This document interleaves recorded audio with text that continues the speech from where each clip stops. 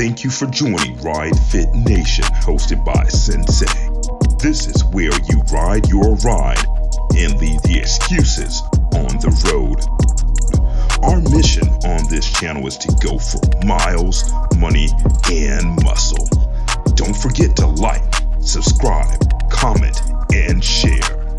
Let's go. All right, family, what up? Good morning. Well, it's morning now. It's drizzling. It's about 7 o'clock. I got my new setup, so I'm going to ride and talk to y'all. This will be the first ride.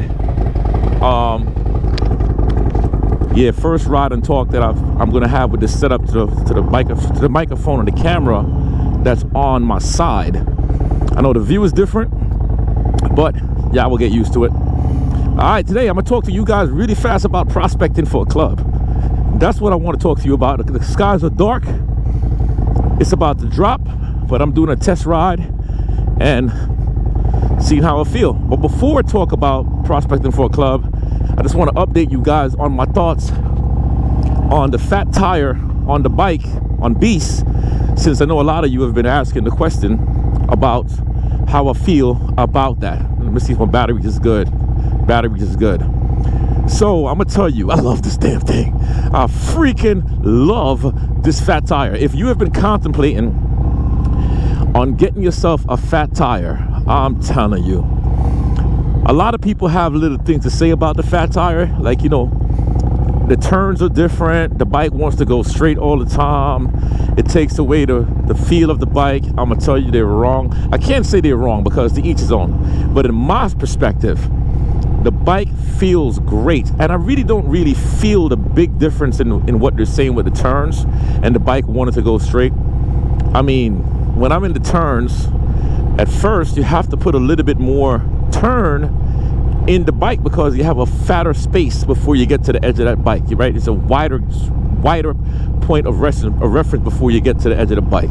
So for all of y'all that want to know, I'm never going back to a skinny anorexic tire. I'm never going back. I'm staying.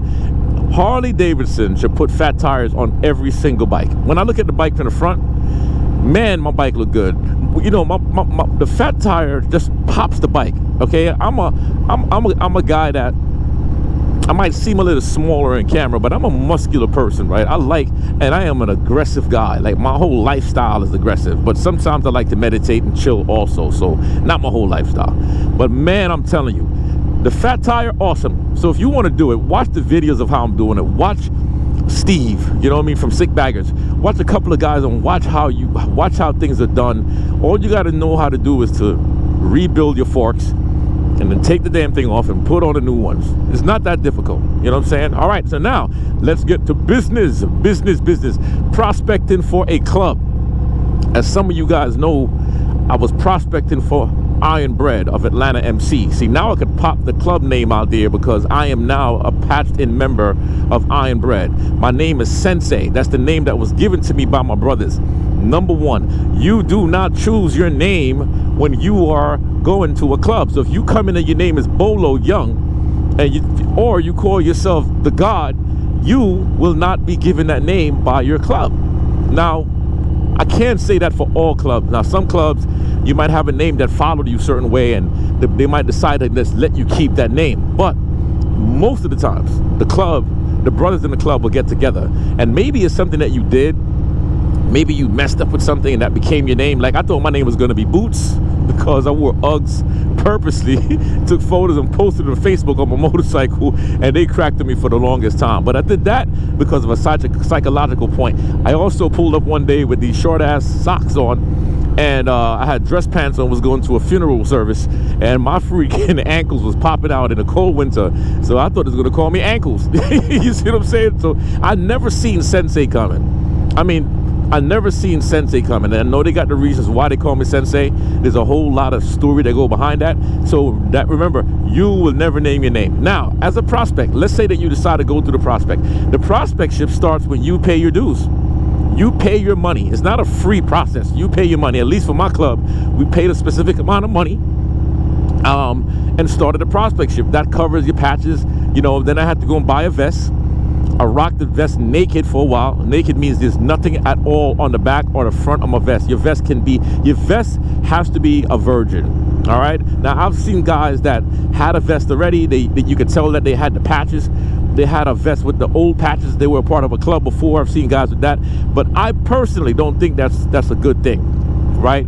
Because if somebody can still see your patch, they're still going to affiliate you to that club. So, you never know the problems going on between the clubs. So my thing is, get a raw, naked vest. Go and buy a brand new vest that had no club patches on it, no names, no nothing. Start from scratch. Now, you put in a little bit of work. Once you put in a little work might be going out to the parties. It might be taking a few rides with the guys. It might be having full-blown conversations about stuff, showing up. Then you get what's known as a top rocker, okay?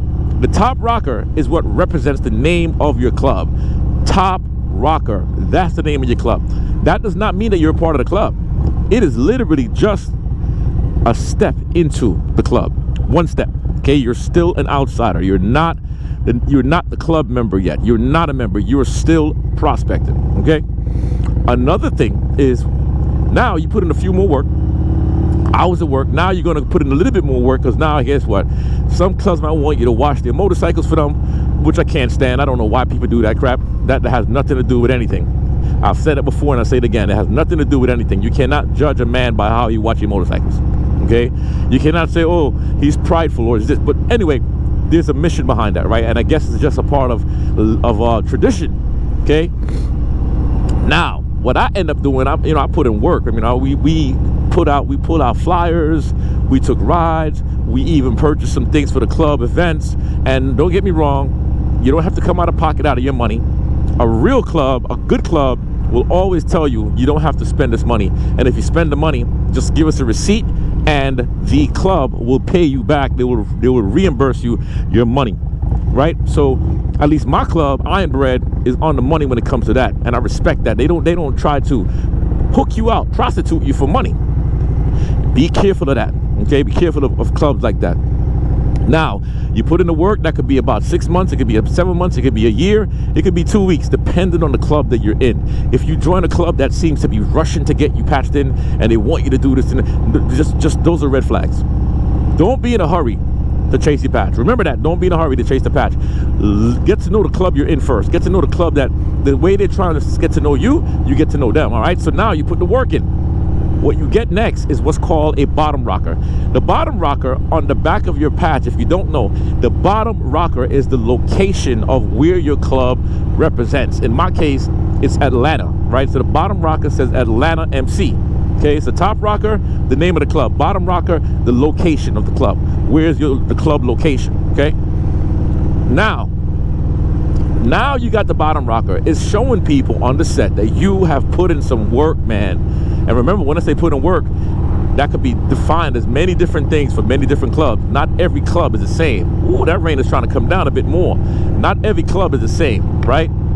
So now you got the bottom rocker. You are now working towards getting your patch, your center patch. The center patch is the milestone. That is your badge of honor. That's where you get to say you are now a fully patched member for the club that you're trying to get into. Now, here's the thing. When you're prospecting, I'm gonna go back. Your face will never show up in photos. You always have to remember to turn your back in photos. They will have you turn around, get down on one knee, or whatever they're going to tell you to do. You cannot be seen in photos, okay? Another thing is, when you're prospecting, it is your job to say hello to every member that's there. If you go to an event, do not, I repeat, do not forget to say hello to every single member. Shake hands, introduce yourself, get to know them, okay? If you go to an event and you have patch members around, do not just jump on your motorcycle and leave without saying goodbye. It happened last night. I went to an event and there was a probie there, and he did the same exact thing. Me and my line was told never to do that, right? Because you got to show respect for the club. You got to have honor, right? Another thing as a probie is that when you're a probie, be seen and not heard. And I'm not saying you can't have conversation with brothers in the club. What I'm saying is there is no joking, all right? And the rain is now coming down. What I'm saying is there is no joking around with these guys at times. Know your place, know the time, know where you are, Know when you need to just shut it down, and know when you need to just be quiet. If they crack a joke on you, take the joke. If they crack a joke on you, take the joke. You know, I'm gonna pull over here. Take the joke, smile with it, learn it, because you know what they're doing? They are literally watching you, right? To see how you are and how you respond to different things in life. And do you get stressed out enough to feel like, you know, you have too much pride to be cracked on? And the more you show the pride, I promise you, the more they're gonna crack on you. You see what I'm saying? So be seen, not heard. All right, so I'm hoping that this video was helping y'all on some stuff, man, because I'm out here riding the range. Y'all better give me some love on this comment, man. Y'all better give me some love on the comment. Okay? Now, another thing too for me is you have to remember, there will be people in a club that you will vibe with, and there will be people who vibes with you. But there will be people that you will not vibe with, and the same thing, they will not vibe with you. There's some guys who will just not like you. No matter how cool you think you are, man, my legs are soaking right now. Damn, that rain feels good though. I'm not even gonna put my rain gear on. I'm gonna ride this out because I have a short ride back home. But no matter how cool you think you are, you're not gonna be liked by everybody, all right? So remember, when you're prospecting, there are things to understand. Educate yourself a lot on the set. Know if you're joining a club that is verified, and know if you're joining a club that is not verified. Are you going to join a 1% club? Or are you going to join a 99% traditional MC? Or are you going to join a riding club? Or are you going to join a social club?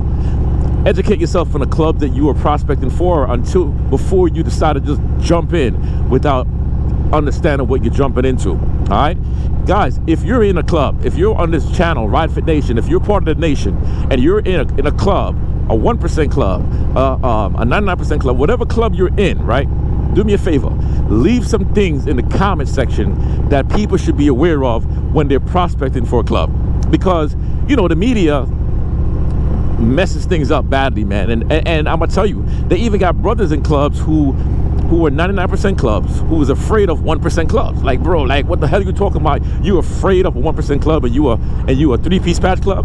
Like, you got dudes who get so caught up in the negativity that's portrayed that it's like, oh my God, I don't want to be around these guys because I might get shot. Like, come on, man. Like, it's not like that, bro.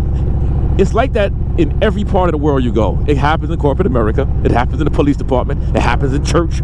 All over. You're always going to have the negative people who's out there doing stupid things to mess it up for everybody else. But it is not the case for every freaking club out there. All right? If you're in a 1% club, respect to you, my brothers. You feel me? If you're in a 99% club, respect to you, my brothers. Because you know how we do, man. I'm approaching every last one of y'all, man. That's how we do, baby.